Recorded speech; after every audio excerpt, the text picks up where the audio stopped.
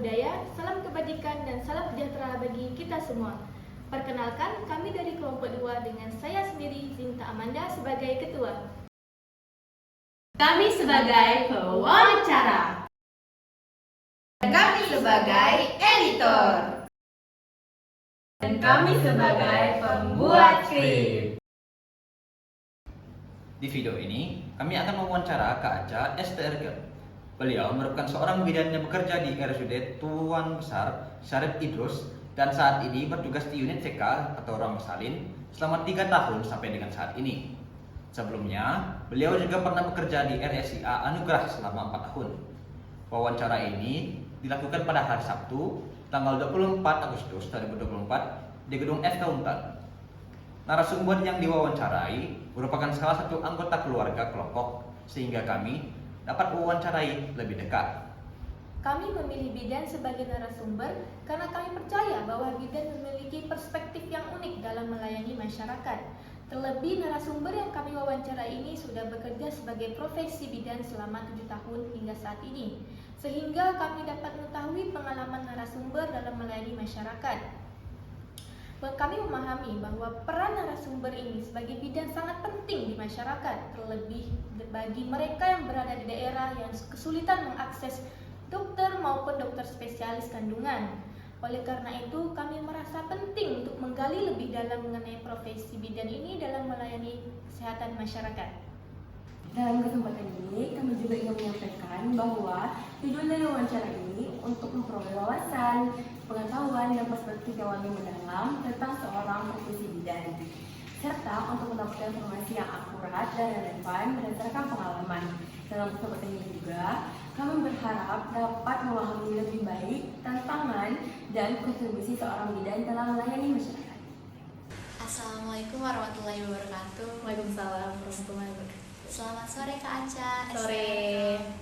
Apa kabar Kak hari ini? Alhamdulillah. Alhamdulillah.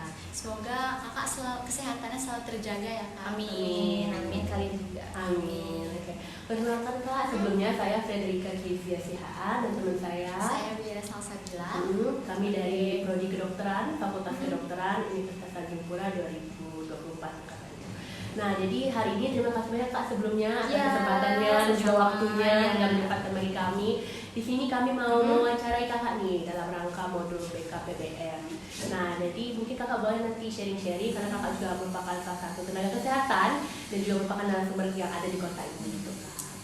Izin Kak untuk waktu wawancaranya kurang lebih 10 menit. Oh ya, 10 menit ya. Apakah Kakak berkenan? Ya, Oke, baik. Terima kasih Kak. Dan juga apakah Kakak berkenan selama wawancara ini kita melakukan rekam? boleh. Terima kasih Kak. Oke, mungkin langsung kita mulai aja kali ya Kak dari pertanyaan yang pertama. Jadi kan Kakak ini latar belakangnya seorang bidan ya. Nah, kalau boleh tahu bagaimana sih perjalanan Kakak hingga bisa menjadi seorang bidan dan apakah memang bidan itu cita-cita Kakak dari kecil gitu? Oke, menjadi bidan ya. Iya. Kalau dibilang untuk cita-cita, bukan cita-cita dari kecil sih, karena seperti kita tahu kan waktu kecil kita banyak pingin ini, pengen jadi dokter, bidan atau guru atau pilot atau apa kan. Keinginan jadi seorang bidan tuh mulai dari pas SMA. Pas SMA kan, pas udah mau lulus, mau cari-cari, terus ada keinginan mau jadi bidan. Menjalankan kuliah bidan tuh selama 4 tahun. Setelah saya lulus kuliah di Poltekkes Kemenkes Pontianak dan menjalani pendidikan selama 4 tahun. Dan alhamdulillah lulus dengan predikat cum laude. Wah, Keren banget Kak. Oke, seperti yang tadi kakak bilang kan dari SMA kakak langsung nih Poltekkes kebidanan. Mengapa sih kakak memilih menjadi seorang bidan?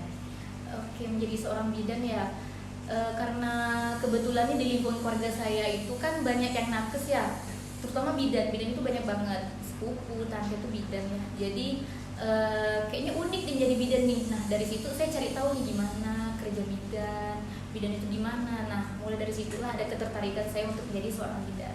Oke Kak. Tadi kan Kakak bilang studinya 4 tahun ya. Nah, kalau boleh tahu Kakak udah berapa tahun nih jadi seorang bidan? Saya lulus itu tahun 2017, berarti sampai sekarang udah 7 tahun. Sebelumnya 4 tahun terakhir saya bekerja di Rumah Sakit Ibu dan Anak Madura sampai tahun 2021. Nah, saat di tahun 2021 saya mencoba nih daftar tes CPNS dan alhamdulillah lulus. Mulai dari tahun 2021 saya diterima di RSUD Tuan Besar Sarip Idrus di Kuburaya. Selama pendidikan nih Kak, untuk menjadi bidan, tantangan apa aja sih Kak yang udah pernah Kakak alami gitu? Oke, kayaknya setiap perkuliahan atau apapun pasti punya tantangan masing-masing ya. Khususnya kalau kebidanan itu tantangan yang saya hadapi itu lebih ke untuk membagi antara waktu kuliah dengan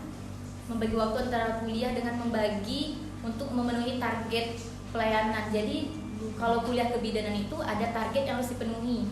Nah, contohnya itu yang harus dipenuhi dalam jangka waktu tertentu. Misalnya ada target untuk target ibu hamil ANC itu harus jumlahnya 100 pasien. Menolong melahirkan, partes itu 50 atau 70 pasien. Nah, target itu harus dipenuhi dalam jangka waktu tertentu. Kita tetap dikasih waktu untuk turun dinas dari kampus, dikasih waktu untuk turun ke lapangan, ke puskesmas atau ke rumah sakit. Tapi dalam waktu tertentu jika nggak penuh nih target yang ditentukan itu, kita cari sendiri waktunya. Misalnya saat kuliah pagi sampai sore, malam harinya kita turun ke puskesmas, ke rumah sakit untuk memenuhi target itu. Pagi kuliah ya sampai sore, terus malamnya dinas, pagi lanjut kuliah lagi. Nah itu sih menurut saya tantangan yang lumayan Cukup berat. cukup berat. Nah, jadi paginya kita harus tetap fresh untuk meresap materi-materi dari dosen. Jadi kita harus tetap profesional sih, walaupun pagi kuliah, malamnya dinas, pagi lanjut kuliah lagi. Tetap berat banget ya. Kuliah kebidanan itu. Karena itu banyak target. Kalau nggak ada target, jadi kita nggak bisa terjun langsung ke pasien kan. Nggak tahu gimana sih cara menolong persalinan, belajar menolong persalinan, ANC, nifas dan lain-lain. Oke, Kak, mungkin kan sekarang Kakak jadinya ini sekarang profesi kan ya.